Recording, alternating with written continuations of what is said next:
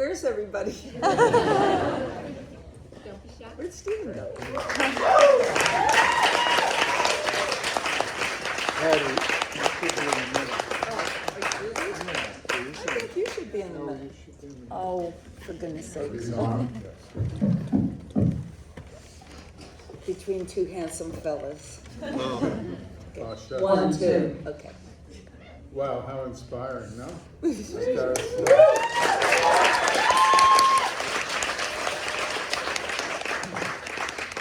Stephen and Patti have been friends for a very long time. He's made many beautiful photographs of Patti, you probably know this, and other films too.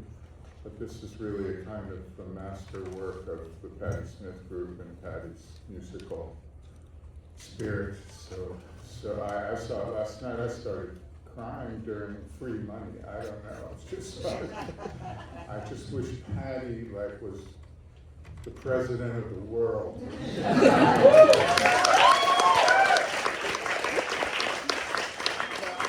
That would be like having W.C. Fields the president. Well, But thank you. you kind of are, anyway. And I don't want to talk about myself, but I have to say just a few quick things. Like, Patti, when I was quite young, very young, and I approached you to get you to autograph your book of White, your book of poems, I was very shy and timid. Still very precious, one of my prized possessions. Oh.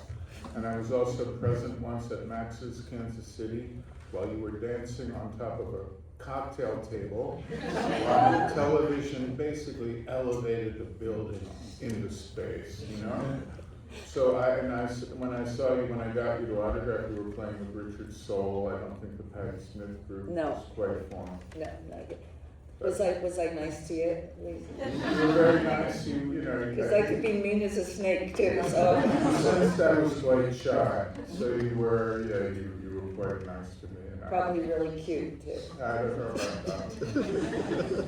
But so I don't know, Stephen, you made this film. Again, not to talk about myself, but to me, LA. I love when you talk about yourself. I mean, Jim Jarmusch is talking about this film. It's like incredible. I love cities. I fall in love with them. They're like lovers to me. I'm very promiscuous. I love many cities, but the nexus for New York is LA on the west and Paris in Europe. And this is filmed in Paris at the Olympia and at the Wiltern in LA, both of which I'm familiar with. So that seemed kind of a magical thing too in this film. Can you talk anything about filming it in those places? Well, it was by necessity, really. It's what we could afford, you know, in terms of, because of union or fees or, you know, all kinds of things. So, but it really, this film would not have happened at all if not for Jimmy Iovine, because Jimmy saw us in LA, not LA, where did he see us? He saw us somewhere, and then he said, "Are you documenting this tour?" And I said, "Nah, you know, we're just doing our thing." And he said it should be documented, and I said, "Well, we don't really have the resources to do that." And he got us the money so Stephen could make the film. So I just always have to send a salute to Jimmy, who's been such a great friend. Yeah, so great to have this film, and it's so beautifully made. The editing is so good, and the dynamics of when you cut to the audience, because I don't know how you guys felt, but I just forgot I wasn't really watching them on stage. At a certain point I'm applauding, and then I'm feeling really emotional, and it cuts to the audience, you know? And it's really, really nicely done and so moving. It's very, I don't know, I get so emotional from this. Oh, that's so nice. Daniel is here somewhere. Yeah, we have a great editor.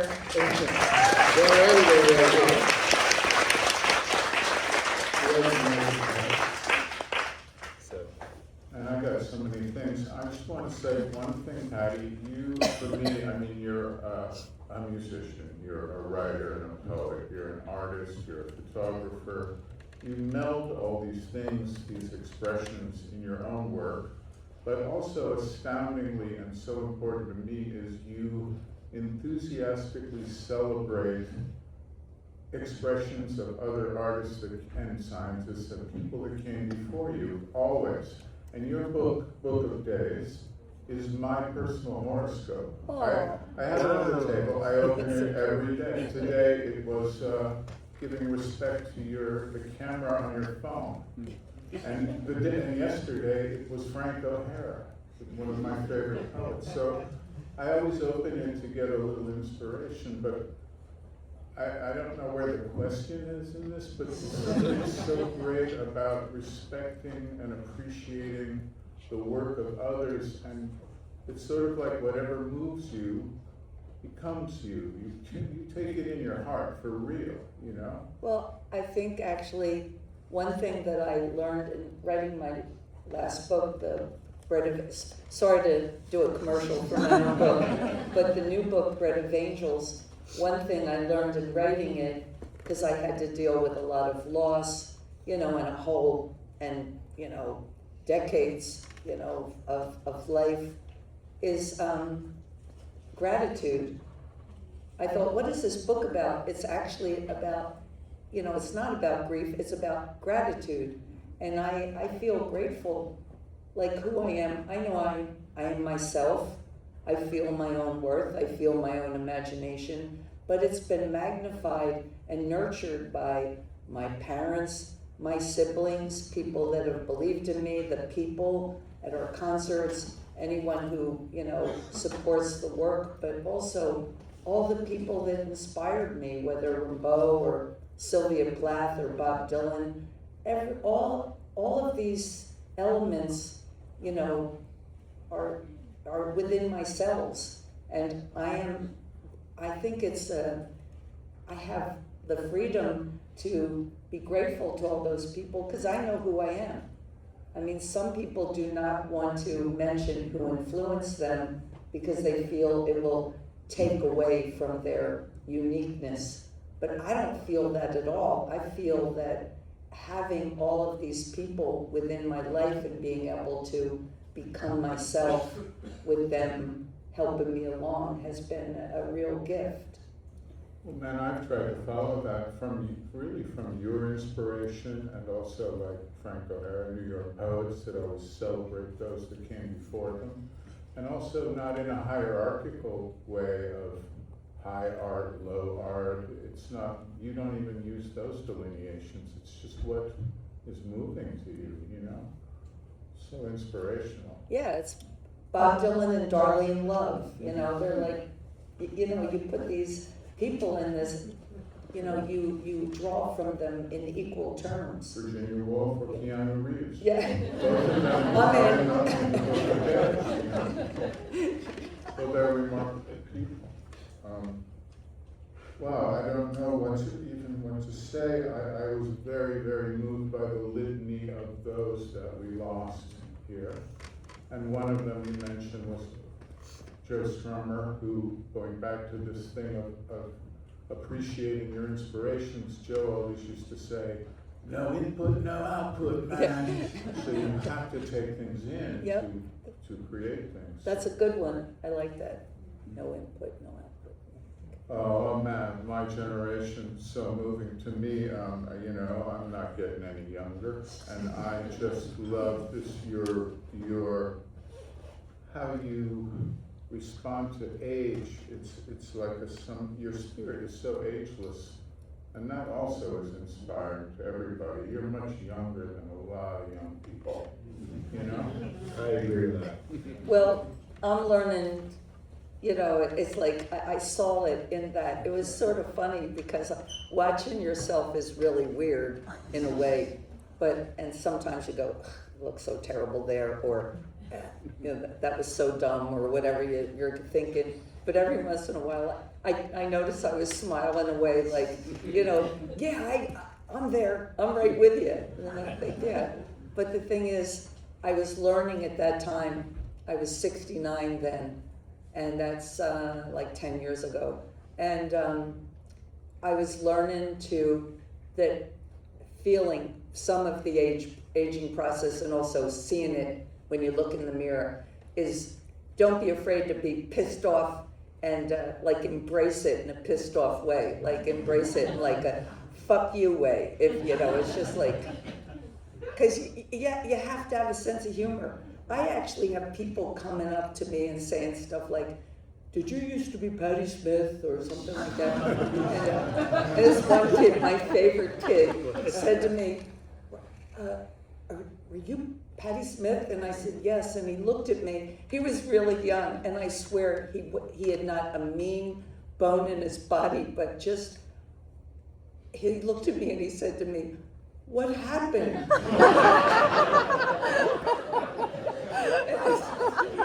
And I looked at him and I said, I got old. And I said, and you will too. But but it's a good, it's just, imagination is ageless. The gifts that we're given when we're very young, if we nurture them and love them and continually to embrace them and keep our enthusiasm, these are the things that will make us young. Not the superficial things that might make you look good or better, you think, or whatever. That's all very nice. But what keeps your spirit young is an enthusiasm and continuous engagement and curiosity, I think. I love it when generations had you change the line of I hope I die before I get old to something like I hope I live to get really old. Like defiance, And I did. but defiance and this kind of appreciation, and you wear your freedom always. You always have. You're not afraid of anyone.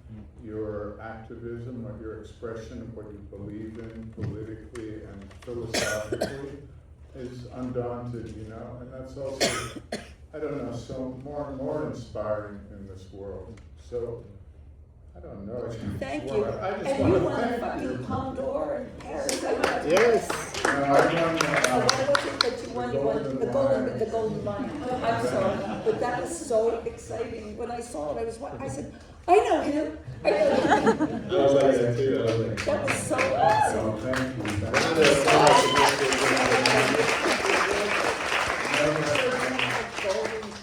applause. The golden line, it's in a big red box that unfolds with the golden latches. See, I love that stuff. It's very good. I'll tell you a quick funny story. I had to carry it from Venice personally because they don't send it to. They're Italian. Yeah. No. They sent me a rare angel by some 19th century person, and they packed it so horrible the wings had fallen off. So they're bad packers. But great country. more moving than getting it from the festival, I put it through the X-ray in the airport in Venice, and the lady looking at it said, "Hey, what is in this? What is this?" I said, "Oh, it's the Golden Line. From the festival, you are the winner." Yes, of the Golden Line. Yes. Oh, good! Congratulations, everyone! All the workers came from the airport said, "Congratulations to you!" And they were the workers. So And that is the best accolade you can want. It's so awesome. Italians.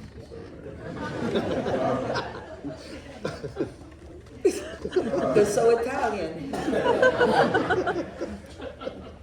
Man, I love the band too. What a lovely, wonderful band. I've known some of them. I've been friends with Lenny for many years. I just love those guys. They're just incredible human beings. But all of you together, you collectively, I don't know, this sense of empathy and being kind and tough too, to other people.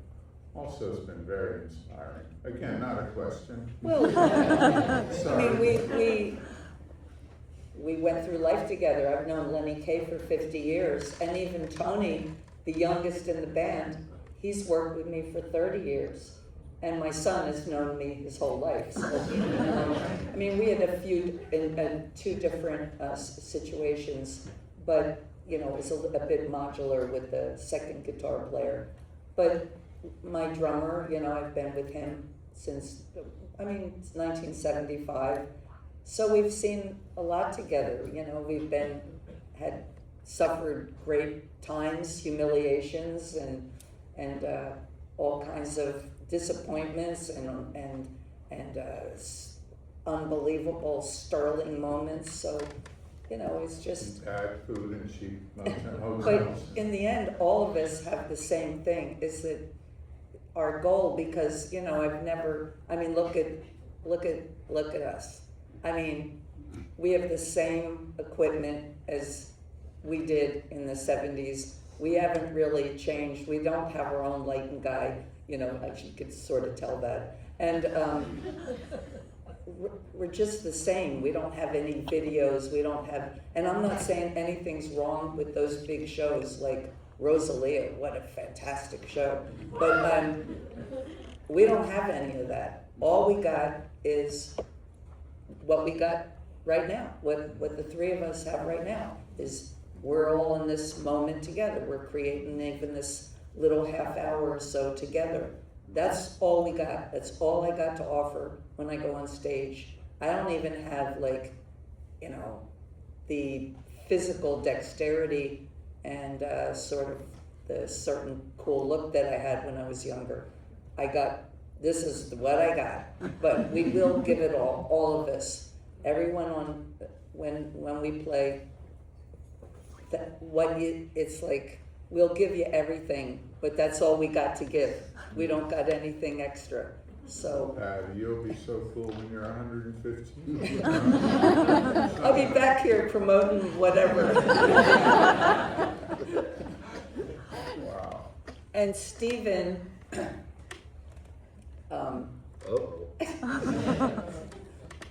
I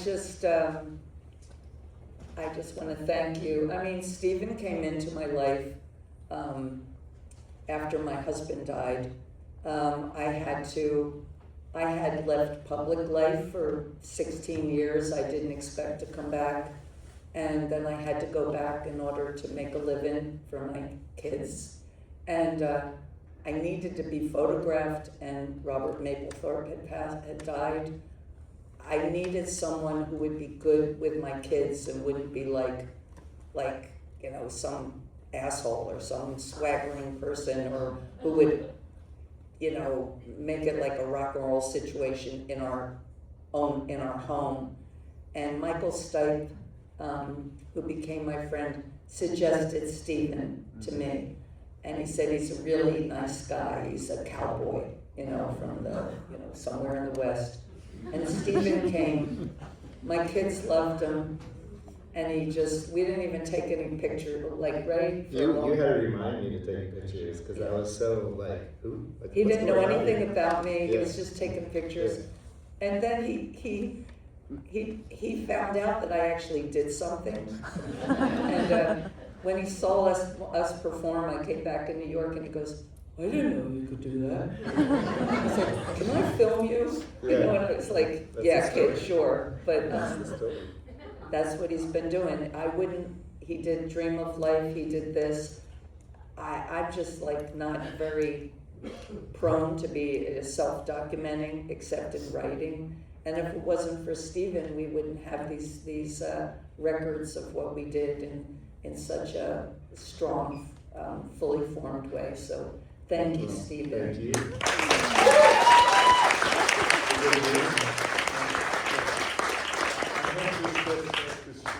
Somehow with Dream of Life as well. But I gotta say, you might not know, but Stephen is also an incredibly innovative kind of genius of using motion and cameras. Not in this is not an example. He's done some, no, I mean, this is a different thing, but he's done some really innovative, incredibly invaluable and unusual things that are really super inspiring. So besides this, he's also a genius. Oh, God. You guys are being very, very kind. I'm just a messenger. Hey, we're all great. We're all- And so are you. But I think we should ask the You're audience. the nicest guy. Yeah, you're like amazing. You haven't seen me in a foul. We should have some questions. Anyone have questions? Is there a question? Just yell. Here. I would would like to know if, Patty, what your favorite movie of Jim's is. Is it, what did He you say? wants to know what your favorite movie of mine is. Oh, I'm sorry, I know that, well, I have two favorites, but my first time I ever saw a movie of Jim's, I was, as I said, living out of public life. I was living in Michigan, and we had a little TV, and we got mostly Canadian channels, and I was feeling a little low. One day I was, I don't know where my husband was, but in any event, I was sitting watching TV, and I turned the channels and there was this movie on, and I didn't know what this movie was, but to me, I saw my people, and it was like, I was like sitting there mesmerized in tears, and that was Strangers in Paradise. That's the right title, right? Strangers in Paradise. Okay. I love that movie so much. I didn't know what it was, who did it, where it came from. I thought it was Canadian because it was on the Canadian channel. So I still love that one. But I also love Only Lovers Left Alive. I just love that movie so much, and the music in that movie. Oh my gosh, the music, which of course, really is Jim's music.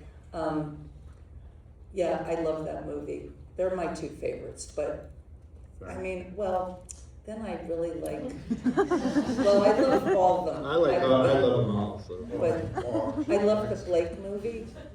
Dead Man. Yeah, I'm sorry that I like them all. The cigarette movie, I like all of them. But if I only could take one to the desert island, I think I would have to still take the first one I ever saw, because I was at a moment where I felt a bit lonely and estranged, and that movie, just the way they were dressed and roaming around, like, I couldn't tell you what the movie was about. I was so enthralled. I was right with them. Anyway, that's the Thank you. answer. Okay, now I'm embarrassed. Another question. Yes. I just want to say I love you and thank you so much. I actually went to your concert, and you just move me so much in every way. I just want to know what moves you. Did you hear that? She's really moved and loves Patty and wants to know what moves Patty. Well, what moves any of us? Well, I'm moved. Yeah, I mean, I'm moved right now. I'm moved by the response of people. I'm moved by Jim's affection and his words. I'm moved, to have, to see Stephen's work. I'm moved that we're all here together. I mean, but I'm moved by a new book coming out, or I mean, I'm like an easy date when it comes from a cheap date or whatever you call it. I get moved like that. I'm moved by the Empire State Building when it's no colors on it and it's just there by itself. Yeah, I'm moved by a lot of stuff. What are you moved by, Stephen? Oh God. I'm moved by your inspiration, to be honest. You inspire me for so many years. 30 years we've been collaborating, so that's my answer. Oh, thanks. So there you go. I'm embarrassing you now. I'm sorry. Somebody else, it's hard for us to see. You gotta yell. Back. Yes, you, thank you. Oh, good.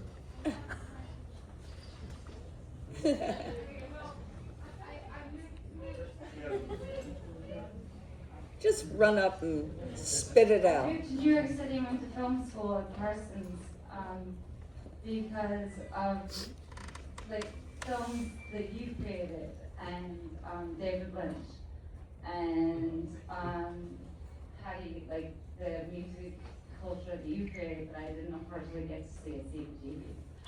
And I just wanted to say that I'm going to keep this really short, but you inspired me to create amazing documentaries and really weird films and trying to and Have you been drinking?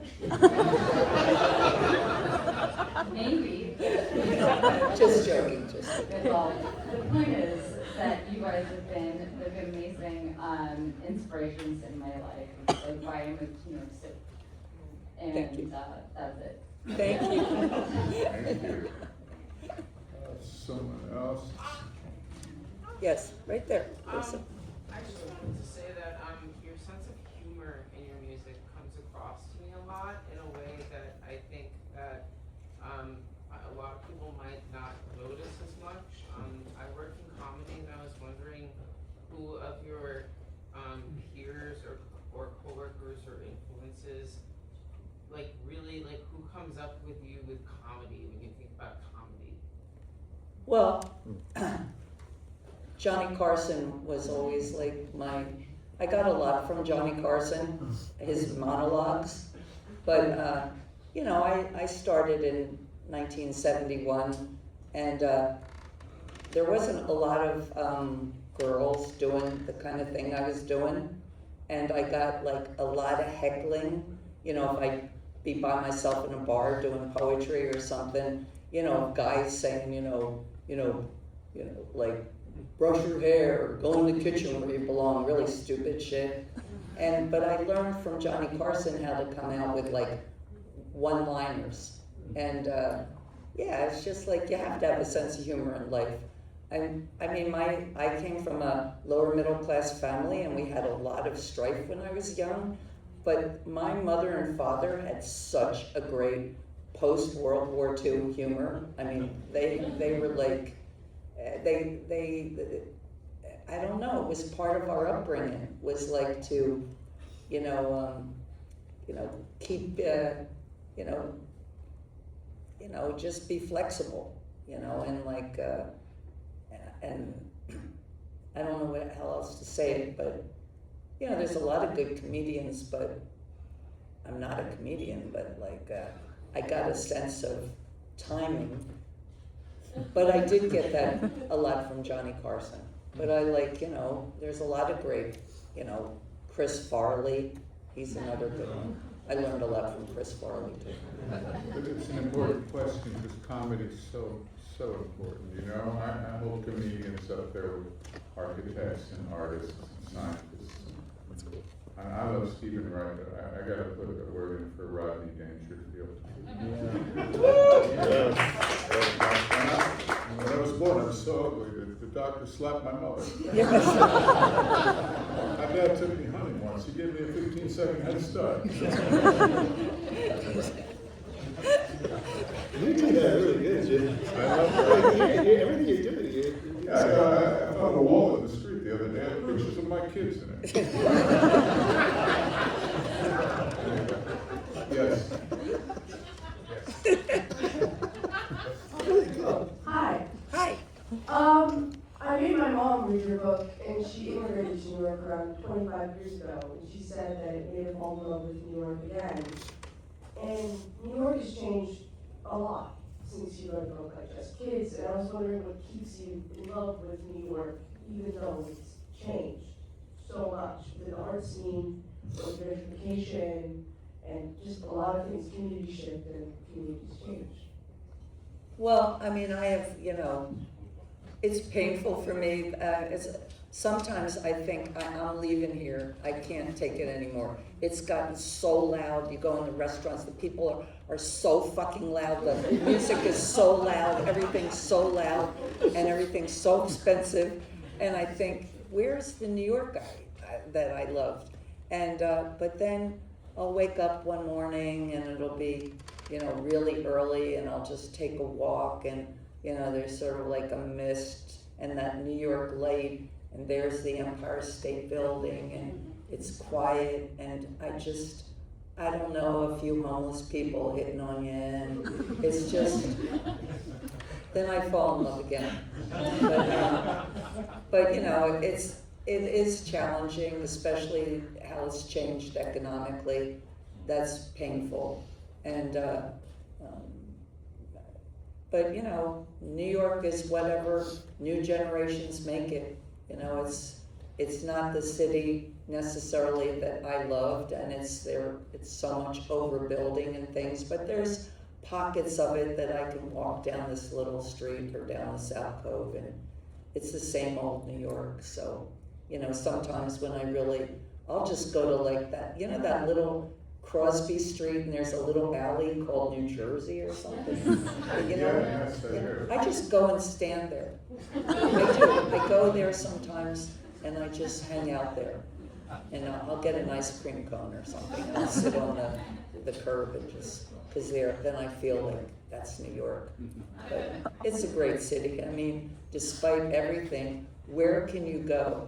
And I've traveled a lot all over the world, but you can walk down a street in New York. If you walk for a mile, you'll hear at least 18 languages. You know, it's like people speaking Russian or people, you know, speaking Japanese or Korean or Spanish or, you know, I just think that's beautiful. You know, it's just, you know, that's New York. And also, no matter how weird you are, you can walk for some blocks, you'll see somebody weird. Yeah, nobody cares. Nobody cares. In my case, I probably should. Have you done stand-up before? No, I You love- should. Another, oh, come on, that's But right. I love Stephen Wright because his jokes are so short. They're like, why is the alphabet in that order? Is it because of that song? You know, they always have a little twist. It's so good, right? Okay. Let's see, who, We have time for one more question. One more. one more, it has to be three. Okay, only one more. Wow, it better be a good one then. Oh, I know. What did one cannibal say to the other when they were eating a clown? This tastes funny. No, I have to say it. All right, I can do it better than you. Does meat taste funny to you? I'm just joking. That wasn't our last question, so everybody's standing up there, giving a lot of energy. I have like a really, you know, we watched tonight my generation moment of transcendence, if you will. And I really loved at Central Park during the pandemic. You were like, we have a goddamn pandemic going on. And I don't know, those moments are just so moving. And I'm wondering, like, do you kind of like after the fact, like, oh, what did I say? Or like, you know, are you in it, or you just get kind of lost in kind of, I don't know how to describe it. Am I lost in the moment, like when I was saying that stuff? Yeah, like, I'm sure some of it is just the things that you're maybe, No, I'll tell you, it's a combination of adrenaline and being a mother and caring about the young or the people. And, you know, it's just imparting information. I mean, if you take the music away, basically I'm saying, drink plenty of water. Stay healthy. Stay free.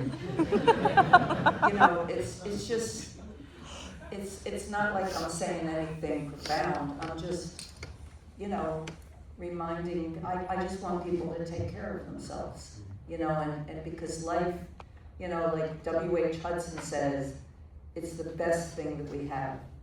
It's the best thing that we got is our life. And take care of it, you know, and then who knows what you'll experience. So I just, it's just part of my nature to like want people to take care of themselves. You know, not to not have any adventures, not to like, you know, live a square life or anything, but you know, have some sense of balance so that you all can experience as much as you can, and also hopefully contribute as much as you can. But yeah, I know what I'm saying.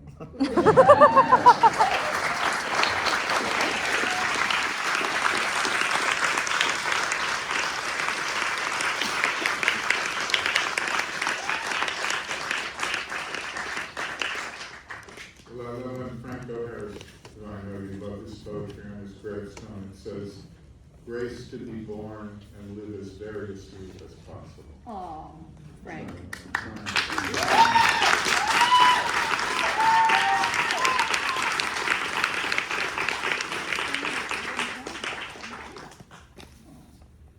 Thank you, I think we have to stop. Thank you, Mr. Brown. Thank you.